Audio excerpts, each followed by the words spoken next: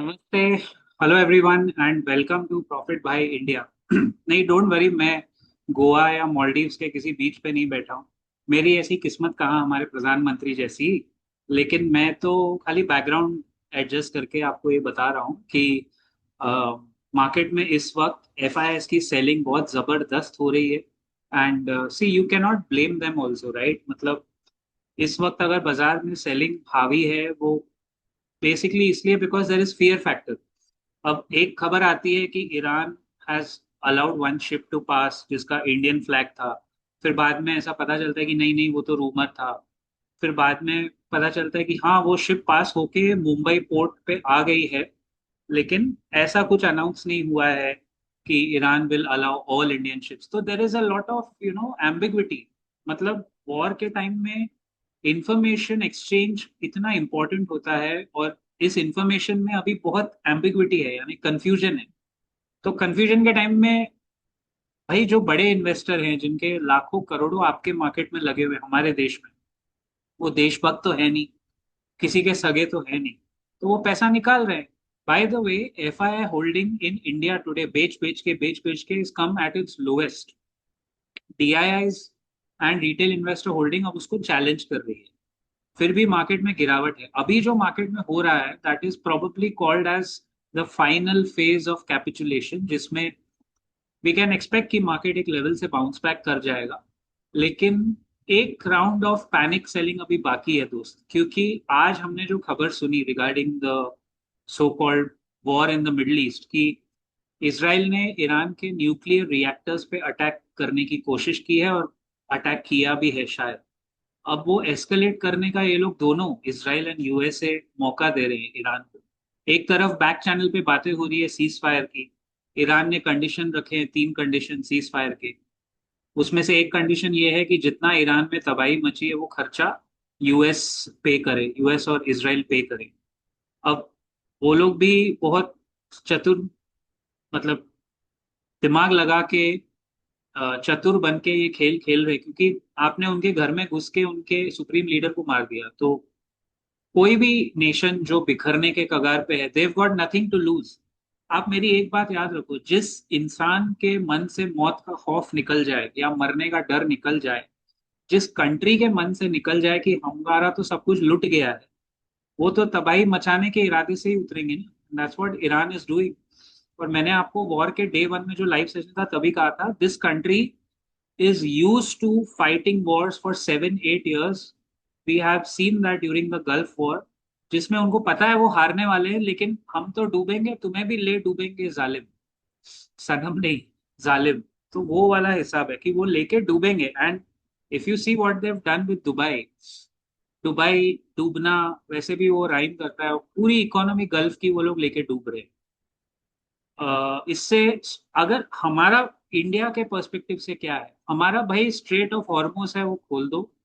बेचारे निर्दोष शिप्स और कंटेनर्स जो लेके जा रहे हैं, खाना पहुंचा रहे हैं, उनको छोड़ दो। उन पे अटैक करना एक्चुअली कायरता है, इट्स स्टुपिडिटी।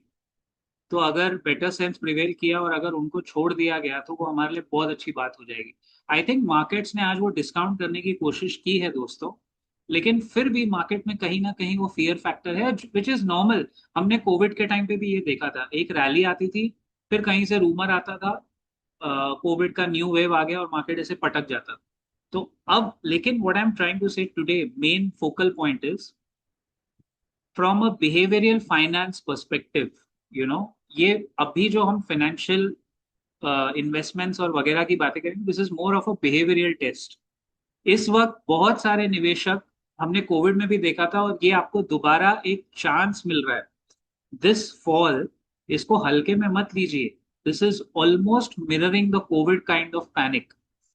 बट फॉल इतना लंबा नहीं आया है, शायद आएगा भी नहीं। मेरा बॉटम वही है निफ्टी पे 22,550। मैं शुरू से उसी बॉटम पे हूँ। जब निफ्टी 26,300 था तभी भी मेरा वही बॉटम था भाई। वहां से 4,000 पॉइंट नीचे ऑलमोस्ट हम लुढ़कते लुढ़कते आ ही रहे। बट ऐसे टाइम में हिम्मत बांधना, एसआईपी करना मुश्किल होता है। But this is precisely the time way we need to continue our SIP. आपका जो भी फाइनेंशियल एडवाइजर है, जहां भी आप म्यूचुअल फंड्स में पार्क कर रहे हो, this is not the time to stop your S I P.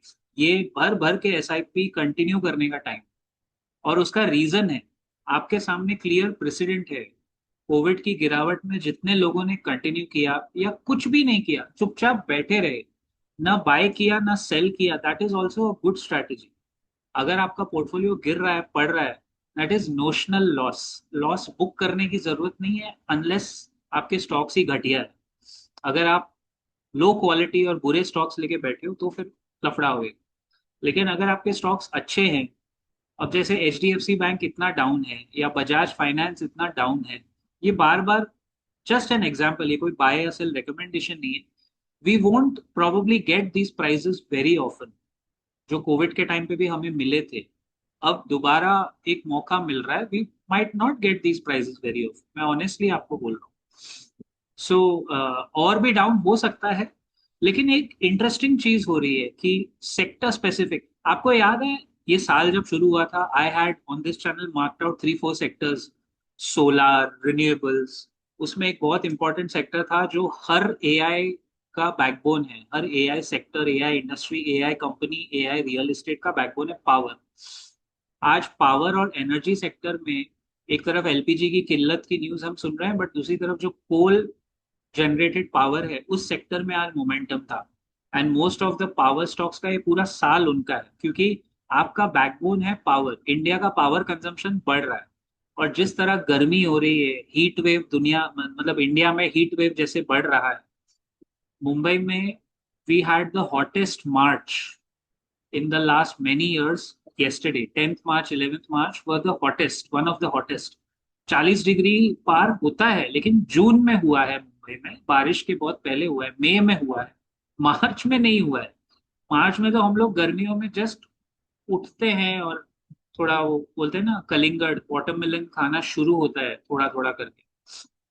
लेकिन अप्रैल, मई, जून की बात अभी मार्च में आ गई, तो पावर कंजम्पशन बढ़ेगा, क्योंकि एसीज और ये सब बिकेंगे। अच्छा, एसीज वाले स्टॉक देखे जाएंगे तो अभी शायद वो ओवर वैल्यूड बहुत दिख रहे होंगे, बट ऐसे कौन से प्रोडक्ट्स या सर्विसेज हैं जो गर्मियों में बिकते हैं, वो सेक्टर अभी ठीक ठाक कर रहे हैं। One example I gave you is power. Renewables का नंबर आएगा। सोलार इतना बीटन डाउन है, इतना बीटन डाउन है कि वो बाउंस बैक इसी साल में जरूर करेगा। This is the year of number one. This is the year of the sun, and solar stocks will bounce back देर सवेर।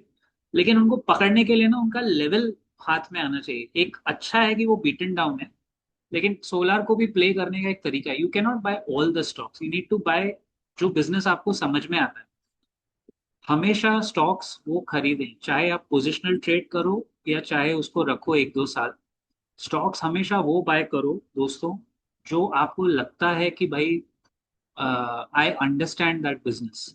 Don't buy stocks whose business you are not convinced and you don't understand. I can buy a stock if I have faith। और मेरे ऐसे बहुत example हुए हैं। इतनी मार काट में भी आप बिलीव करोगे, मेंबर्स ओनली सेक्शन में जो केसेस हम डिस्कस करते हैं, वो स्टॉक्स ने 5, 10, 15% रिटर्न दिए, इतनी मार काट में। और एक एक हफ्ते, 2-2 हफ्ते में दिया है, क्योंकि वो सही टाइम पे सही सेक्टर्स थे।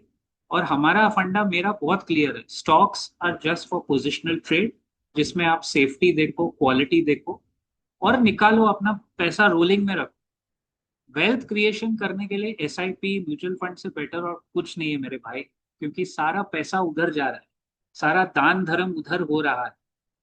तो आप क्यों नहीं करोगे? Think about it. आज के मार्केट में चैलेंजेस है वही, ईरान किस लेवल पे रिटेलिएट करेगा, क्या न्यूक्लियर वॉर में ये तब्दील हो सकता है।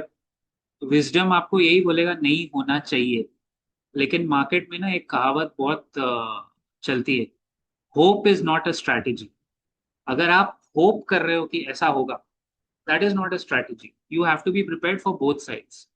और एक लास्ट चीज इस वीडियो में, आज एक लास्ट चीज, कल थोड़ा संभालिए, बी अलर्ट। माहौल ऐसा है कि स्पेशली मार्केट में, कल एक्सपायरी का नेक्स्ट डे है, कल है फ्राइडे द 13th। और न्यूमरोलॉजी वाइज 4 और 8 नंबर जब साथ में आते हैं, आप बिलीव करो या चाहे मत करो, बट फ्राइडे द 13th को थोड़ा सावधान रहने में समझदारी है। मार्केट में भी ये दिन यूजुअली काफी खराब रहा है technically. I am not saying कि आप बिलीव करो, मैं एस्ट्रोलॉजी में इतना नहीं घुसूंगा ना, ना तो मैं साइंटिफिक चीजों में बिलीव करता हूँ। Numbers are having a logic behind it.